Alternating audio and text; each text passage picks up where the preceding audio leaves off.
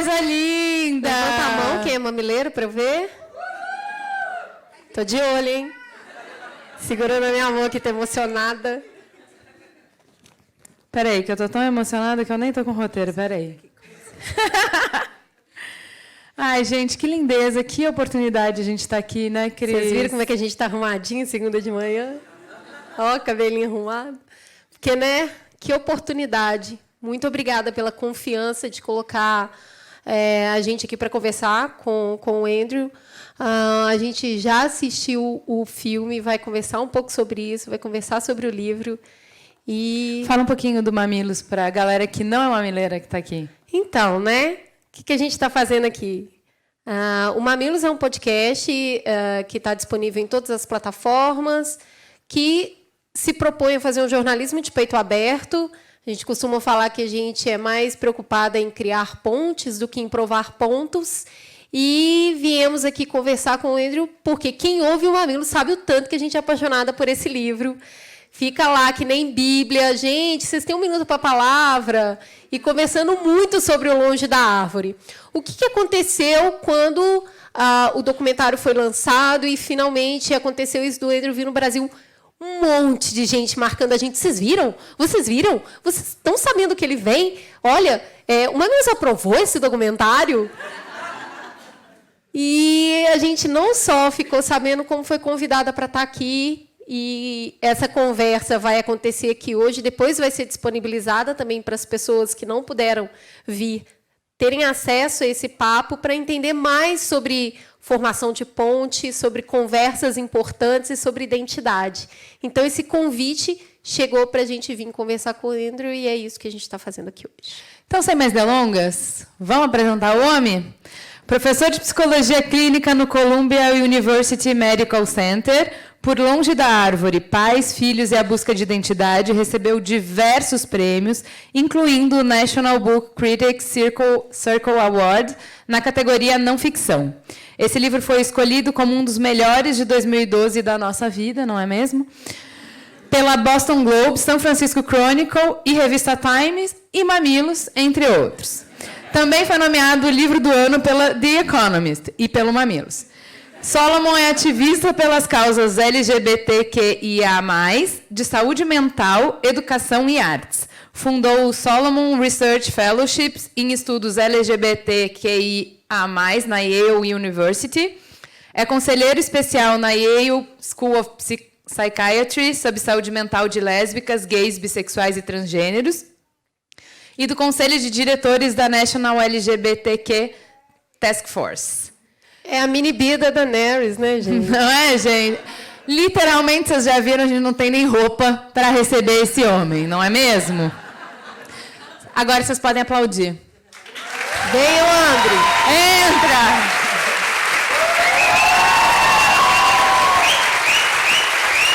Lindo! Obrigado, obrigado. Obrigado. Gente, aplaude mais, tá pouco, levanta e aplaude.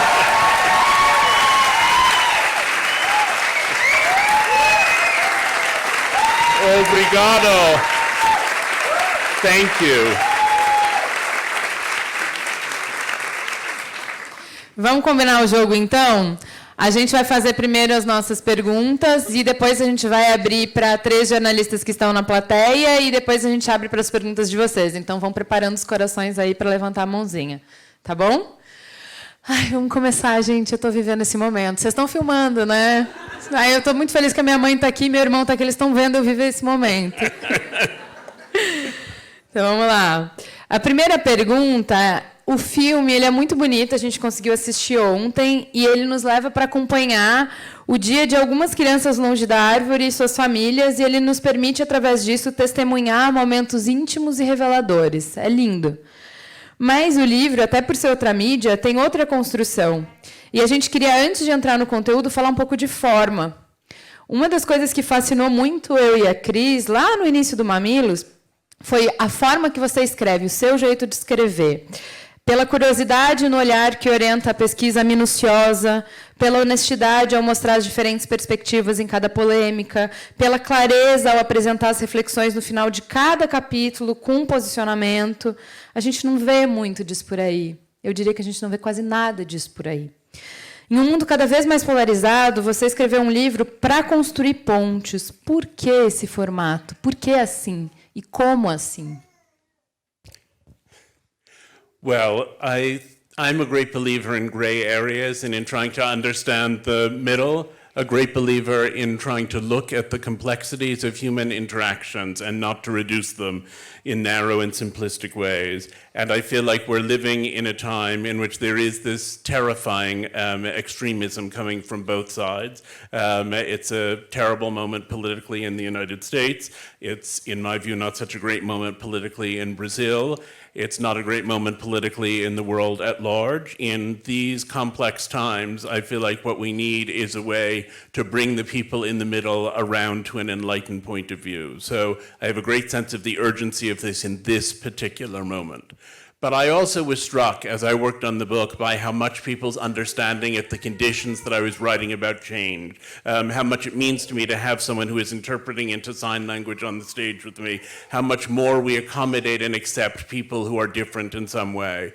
I feel like the politics of this time are about pushing people who are different away, suppressing them, damaging them, arguing with them, oppressing them. And it's terribly important for us to change that, not only that we say everyone should have equal rights, but that we demonstrate how much we have in common, how much our humanity unites us, how in many ways the experience of dealing with difference within families is not a rare and unusual thing, but an essential part of all parenting. I said in the book, and I think I said somewhere in the film, that our differences are what unites us, the negotiation of those changes and differences that we have. In looking at those differences and looking at the complexities of identity, I wanted to say, you don't have to make this dichotomous choice. You don't have to go all the way to the right or all the way to the left. You don't have to be in favor of gay rights or completely against there are ways to be in the complex middle. And if we can tolerate residing in that complex middle, maybe we can build a more peaceful society and ultimately one that is more rich and that has higher ideals. Então, mas como isso não é o mainstream, como isso não é o jeito que a gente está abordando questões complexas, como sociedade como um todo, como mídia, como partidos políticos, como líderes comunitários, como a gente não está abordando dessa perspectiva, que eu acho que eu e a Cris, a gente concorda bastante com você, forçosamente você encontrou muita resistência, inclusive nas pessoas com quem você foi entrevistar. Que resistências foram elas e como é que você lidou com isso? Pessoas que não queriam que você escrevesse dessa maneira. Não, você não pode dar voz para esses argumentos. Essa voz não pode entrar no livro.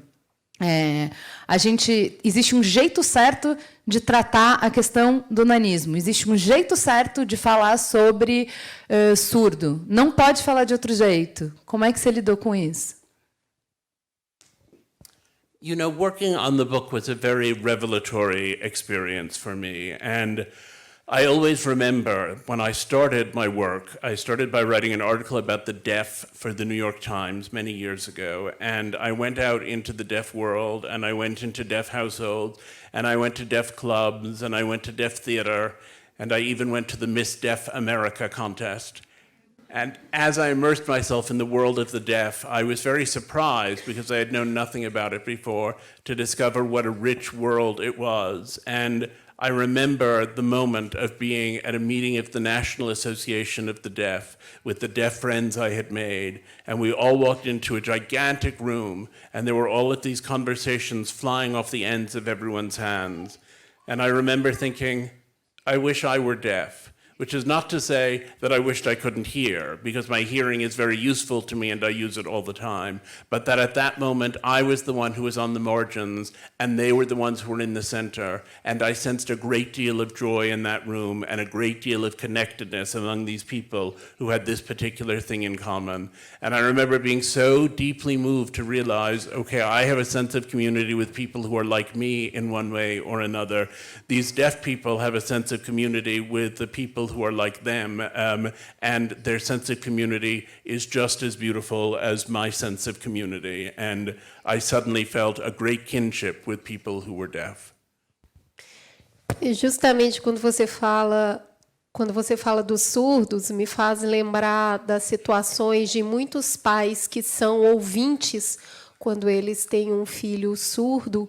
Em alguns momentos, alguns são incentivados a deixar que essas crianças vivam com outras famílias de não ouvintes para que elas se desenvolvam melhor. Então, fala um pouco dessa dificuldade dos pais ouvintes com filhos não ouvintes, como se aquela criança pudesse ter uma atenção melhor convivendo com outras famílias que também não ouvem. Então, começa todo um questionamento sobre família. E você conviveu com muitas delas. E eu queria te perguntar, então, afinal, o que é família e o que não é família? Well, this is a delicious question. Thank you. I'm writing a book now which is about expanding ideas of family, and which I hope I will get finished in the next few years, and then it will be published here.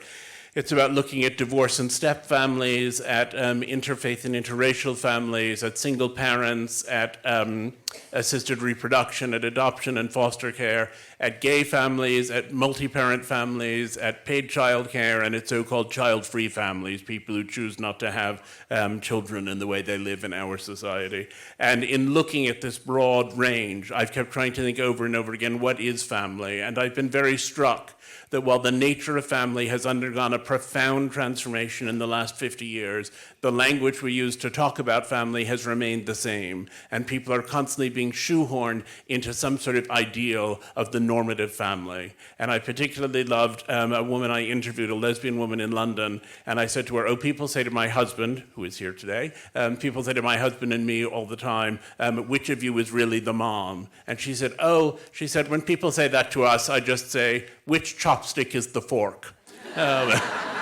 Which I thought was fantastic. But I'll tell you the story of someone else. Yes. The story of someone else I interviewed. He was a man who is gay and HIV positive. He wanted to have children, but he couldn't afford to do the sperm washing necessary to conceive children himself. So what he did was he got a friend of his to be a sperm donor. He got the niece of another friend of his to be an egg donor. And he had a surrogate. And in that way, he produced twins. And all 4 adults are involved in the upbringing of the twins, but he's the primary parent. And I met the twins when they were 8 years old, and I said, okay, you know that these other 3 adults are the ones who were the biological origins of you. I said, but you still call this guy your primary parent. I said, why is that? And his daughter looked up at me, age 8, and she said, because we were his idea. And I thought that was such an exquisite definition of what constitutes family, because we were his idea. Beautiful. Thank you. Como é que a gente diferencia o que é um problema a ser resolvido e o que é uma característica? Você cita no livro a dislexia como um problema que você enfrentou junto com a sua mãe e a homossexualidade como uma identidade, como uma característica. Tem cerca de 7 anos que você escreveu o livro e você trouxe muitas reflexões sobre essa linha tênue do que deveria ser celebrado e do que deveria ser curado. Tantos anos depois, nessas caminhadas que você tem feito, nessas conversas que você tem feito, isso ficou mais claro? So I was very aware of the fact, I am very aware of the fact, that when I was a child, homosexuality was considered in the United States to be a crime, a sin, and an illness. And now gayness is primarily, at least among more advantaged populations in the United States, considered to be an identity, gay identity. And I thought, how on earth did it happen that we got from the point where it was seen as an illness to the point where it was seen as an identity? When I was 3 years old, Time magazine ran an article that said, even in purely non-religious terms, homosexuality is a misuse of the sexual faculty. It is a pathetic little second-rate substitute for reality, a pitiable flight from life. As such, it deserves no glamorization, no rationalization, and above all, no pretense that it is anything but a pernicious sickness. So that was then, and when gay marriage went through, gay marriage was on the cover of Time magazine with an article all about the wonderful experiences of gay people. And I thought, how did we get from there to here? But I also thought, as I began to work, as I said, I started in the deaf world. I thought, okay, I had always thought of deafness as this terrible tragedy. You know, these poor people, they couldn't hear. Couldn't we do anything for them? I hope we make medical progress. And then I found this sense of community. And I discovered that most deaf children are born to hearing parents, that those parents, time out of mind, have tried to get their children to function in the mainstream. It was the same situation I had had. And then a friend of mine had a daughter who was a dwarf.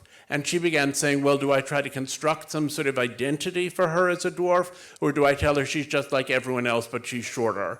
And as she looked at those questions, I thought, here it is again. Here it is again, a family that perceives itself to be normal with a child whom they perceive to be abnormal. And I thought, if we as gay people were able to make this leap from illness to identity, then the only right thing to do is to reach our hand across the divide and say, who else who's now stranded in the world of illness deserves to join us on these shores of identity? And what I discovered was there are many conditions that I would find difficult because they are not my identity. The identity looks daunting and terrible, but that are for other people identities. Now, you asked really, I think, one of the central questions of all parenting, and it's one my husband and I face in bringing up our children all the time, which is that your child has many characteristics, and you have a responsibility to change your child. Not changing your children is neglect. You have to give them an education. You have to teach them some moral values. You have to try to teach them some manners. You have to do all of those things. On the other hand, your child also has qualities that are inherent to who your child is, and you have to make your child feel like he or she is the best person in the world and try to build them up in the areas that aren't going to be changed. And some things clearly need to be altered, and some things clearly need to be embraced and celebrated, and many things fall in a gray space in between. And we started the conversation by talking about my interest in that nuance of the gray space in between. And what I want to look at is the fact that every parent, even parents whose children don't have the extreme differences I'm writing about, struggles with what to change and what to celebrate and what it means to change or celebrate particular qualities and particular characteristics. It's one of the great questions of parenting.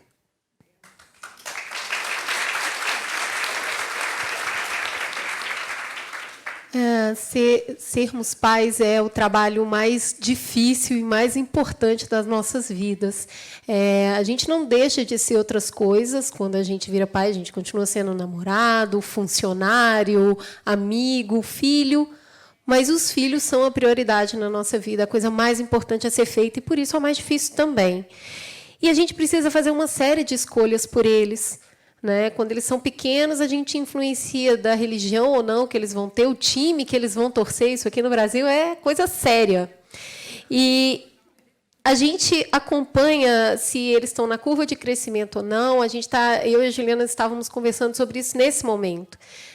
Minha filha acabou de fazer 9 anos e já está com os primeiros sinais de puberdade. E eu me preocupo, nossa, será que ela vai menstruar tão cedo? Será que eu deveria intervir nisso, sim ou não? A Ju tem um filho, um menino, que está dentro da linha de curva de crescimento, ele é baixinho. E aí, ela deveria intervir ou não? O momento, a janela de oportunidade é sempre quando eles são muito pequenos. E tem uma grande responsabilidade quando você precisa tomar essa decisão pela pessoa mais importante da sua vida. Então, depois de conviver com tantas famílias, de explorar os universos de escolhas humanas, a pergunta é: o que você aprendeu sobre o que pode nos guiar enquanto os pais nessas escolhas?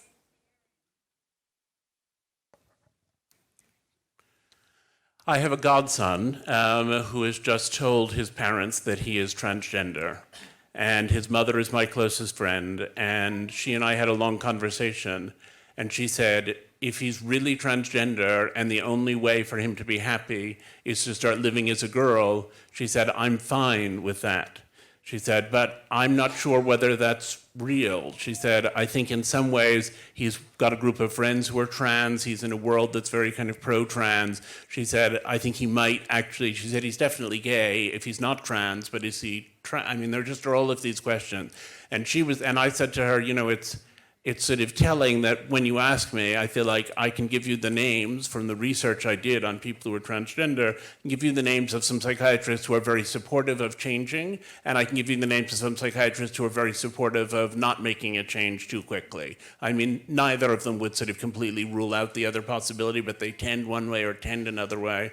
And she said, well, what do you think? Which ones would we want to be going with? And I said, I don't know which ones we want to be going with. We have to talk about it more. It's always so difficult figuring out these fine, gray, shady areas and figuring out which direction you want to go in. And most parents, I think, love their children. I mean, we all hear terrible stories, but in my experience, most parents do love their children and want their children to be happy and want what's best for their children. But many of those parents, even as they love their children, don't accept their children. Acceptance has to be the ultimate goal of love, but it's not the same thing. Acceptance is something that is a lot of work for all families under all circumstances to achieve. And so I think the question of how you get from love to acceptance is another one of these central questions of parenting. And as you described the situation with someone who's short or with someone who has precocious puberty and whether or not to interfere, it takes a lot of research, it takes a lot of thinking. And look, most of us in this room are lucky that if we have a situation that requires a lot of research and thinking, we can do the research. We can stay up late at night logged onto the internet.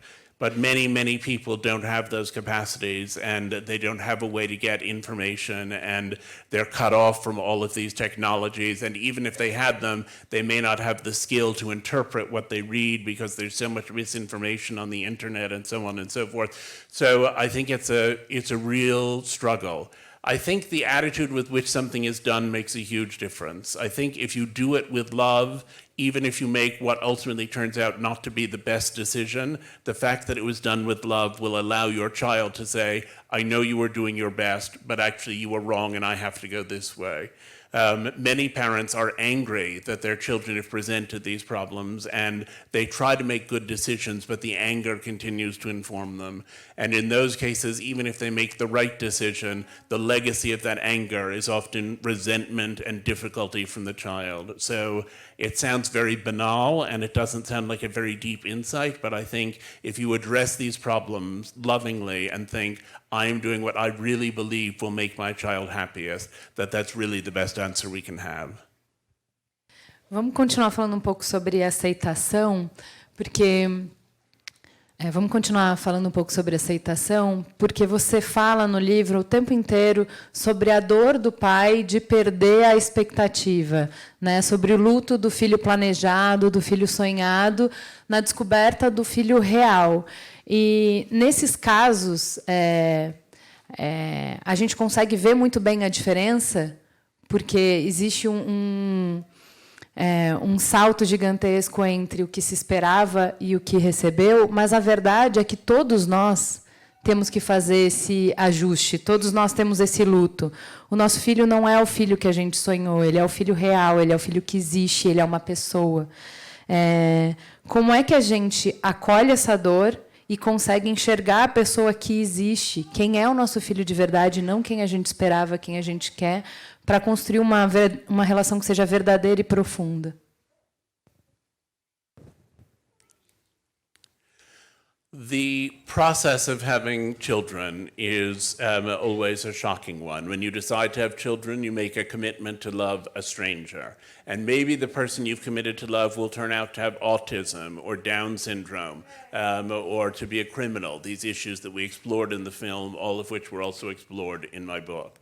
But maybe your child will just, to take what you said before, end up rooting for a different team than you do. And that can be a trauma itself. And so the process of parenting has to do with negotiating the fact that your child isn't what you imagine. And if you allow the imagined child to upstage the real child, it is you who will lose, because the love of a real person can be infinitely gratifying, and the love of an abstract ideal and the frustration at a child who doesn't meet that ideal can be incredibly difficult and incredibly painful. So there's a constant back and forth that goes on between the real and imagined child. And part of the problem, I think, again, is that we see these as two completely separate things. You know, this parent really is still stuck on the ideal, and this parent really knows their child. No, all parents start off with fantasies of what their child will be like. We all have something we've imagined. And all parents end up with children who are different from what has been imagined. And most parents have to incorporate the fact that those two realities exist side by side. There's one mother who I interviewed while I was working on the book of Far from the Tree, and she had two children who were both incredibly severely disabled. They weren't able to walk, they weren't able to talk, they weren't able to feed themselves, they didn't really have any motor control, and she took unbelievably good care of these children through many, many difficulties. She initially kept them at home. She finally realized at some point, because somebody who doesn't have any control over movement is a kind of dead weight, she injured her back trying to lift one of them out of a bathtub, and she realized she would have to put them in a group home with better facilities. And so she put them in a group home, and she went to visit them every single day. And eventually, one of the children was taking a bath, and his caregiver did something she was not supposed to do. And she left the room to go and get a towel, and the harness that he was in was attached with Velcro, and the Velcro gave way, and he slipped underwater, and he drowned. And she was as devastated as any parent who's lost a child. But at the interment of his ashes a year later, she said, "Let me bury here the rage I feel to have been twice robbed, once of the child I wanted, and once of the son I loved." And I think you can have both of those feelings, and that was an extraordinary act of honesty from her, and a beautiful summation of something that all parents, even in much less extreme situations, have to endure.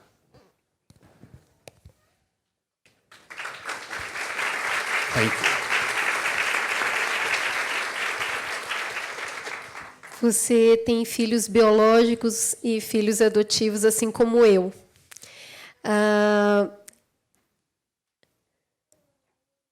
Você acredita que a via de nascimento influencia no quanto um filho pode cair perto ou longe da árvore?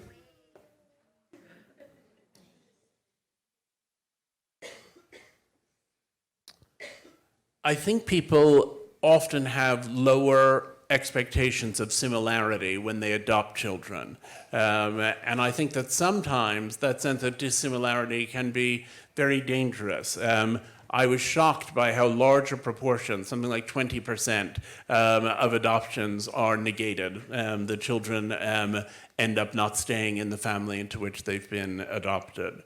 Having said that, I think that we not only take care of our children because we love them, we also love them because we take care of them. The process of taking care of a child is infinitely bonding and presents a great intimacy. And I think the children who live with us and whom we see every single day, whose scraped knees we address when they're young, and whose romantic problems we try to advise on when they get older, and who we're enmeshed with in that way, I think that creates an enormous bond. And I think the bond of proximity, of being close together, is ultimately much greater than the bond merely of biology. The structure of my family is that my husband, John, is the biological father of 2 children with some lesbian friends in Minneapolis. My best friend from college had gotten divorced but wanted to have children, and so she and I decided to have a daughter who now lives with her mother and her stepfather in Texas but visits all the time. And then John and I wanted the experience of bringing up a child full-time in our own household. And so we have George, of whom I am the biological father. John is the adoptive father. We had an egg donor, and then our surrogate was Laura, the lesbian mother of John's 2 biological children. So it's 6 parents of 4 children in 3 states. And we didn't really plan all of this. It's the way things unfolded and the way they happened, and the way that they've happened has been deeply and profoundly moving to me. Oliver and Lucy, the children from that John was the biological father of, for their lesbian mother, are living with their mothers in Minneapolis. I adore them. It's wonderful to see them. Oliver actually came and lived with us for almost a year this year between high school and going to university. We had a great time with him, but there's no question that there's a bond with George, whom we bring up every day, and with Blaine, whom I see often, that is, to me, stronger. But then Oliver and Lucy weren't our full-time adopted children. And John has said often that, in fact, he adores Oliver and Lucy, but even though they're his biological children, it's not the same as the deep, profound, extraordinary bond he has with our son, George. So I think it doesn't matter whether the child is adopted or biological. I think what matters is the engagement you have and the caretaking you do.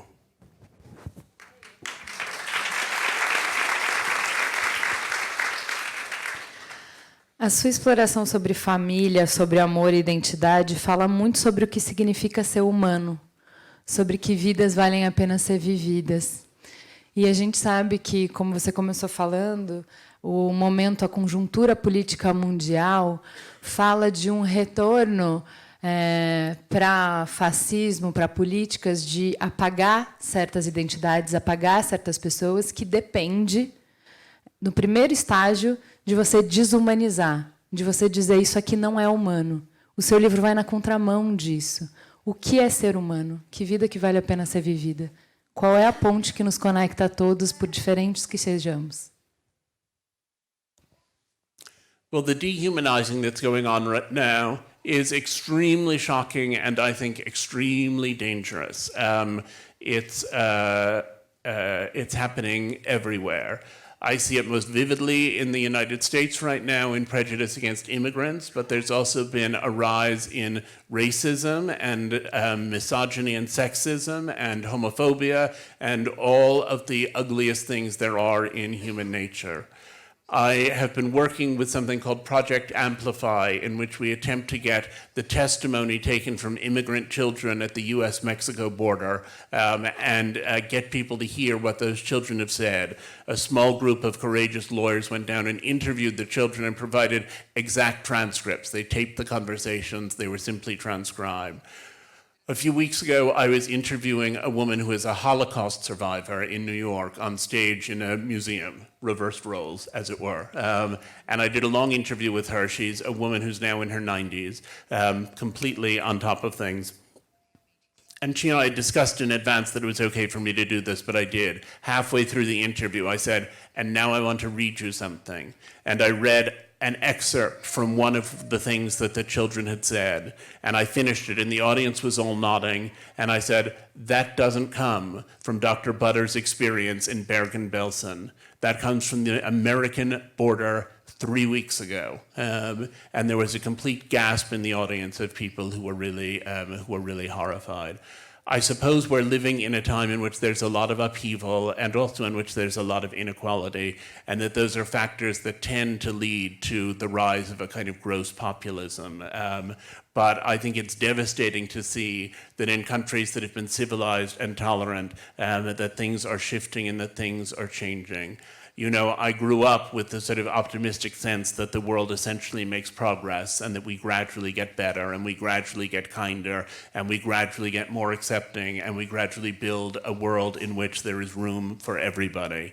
The purpose of the film and the book I've done is to make people less frightened of those who are different, to allow people who are encountering those who are different to experience them in a different way. And I get letters from people who say, I saw your film or I read your book, and then I was on the subway and I saw someone with dwarfism and I thought about him really differently than I would have thought about him before, and I interacted with him differently than I would have before. And those are my favorite letters to get, the sense that perhaps in some tiny way there has been a shift and a change. But you ask about this moment, and I feel that while some people are making that powerful shift and change, there are too many others who are shifting and changing in the other direction. And if we allow ourselves to have a society in which there is permission to behave cruelly, in which there are no ramifications to acting with prejudice, in which exclusion becomes a common practice rather than something that we are all fighting against in a united way, then I think that spells the end of the kind of liberal democracy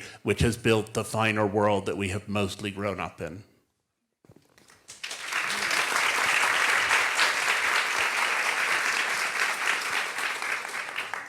Falando em humanidade, você começa o livro falando sobre a sua humanidade, contando um pouco da sua dislexia quando você era criança, toda a transição e o empenho da sua família com isso, e depois a dificuldade da família em aceitar a sua homossexualidade.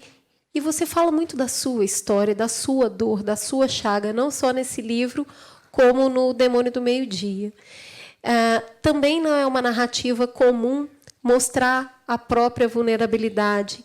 Eu queria entender de você no que você acredita que esse exercício de se mostrar vulnerável faz parte da conversa de um jornalista e também pesquisador para poder contar a história de outras pessoas. Well, I felt that my qualification for writing this book was my own experience. And I was asking the people I interviewed, more than 300 families, to talk as openly and clearly as they could about their experience. And I thought I had no right to do that if I wasn't willing to share my experience. In addition to that, I'm fortunate enough to live in reasonable comfort. I live in New York, primarily. I'm a writer. I wasn't going to experience a sort of sudden loss of my job or loss of my family because I was open and honest about the experiences I had had. I feel like the dyslexia, I do have dyslexia when I do things like signing books, which is virtually the only time I use my handwriting. I'm always startled to discover that I've spelled people's names backward or I've made other little errors in doing it. But my mother worked with me when I was a child, and she spent afternoon after afternoon sitting with me with a book on our laps and trying to make it fun for me to learn how to read. And bit by bit, I managed. And when we applied for schools, when I was going into first grade, when I was 6 years old, they had me do these various tests, and they said, this child will never learn to read. And my mother said, he already knows how to read. And I was rejected by all 12 of the schools to which we had applied. I was then the next year taken in a school that accepted me only because the headmistress knew my father. He was a friend of her son's. And they took me as a favor, even though I would never learn to read. And I've had a lot of problems in life, and not learning to read is not one of them. I think it's at the stage in some ways for what happened later when I realized I was gay, and I thought my parents will be furious about this, they will be miserable about it. I talk about this in the film. I tried reparative therapy to try to not be gay anymore and to try to learn somehow to be straight so that I wasn't a disappointment to my family. It was a big failure, of course, as those attempts always are.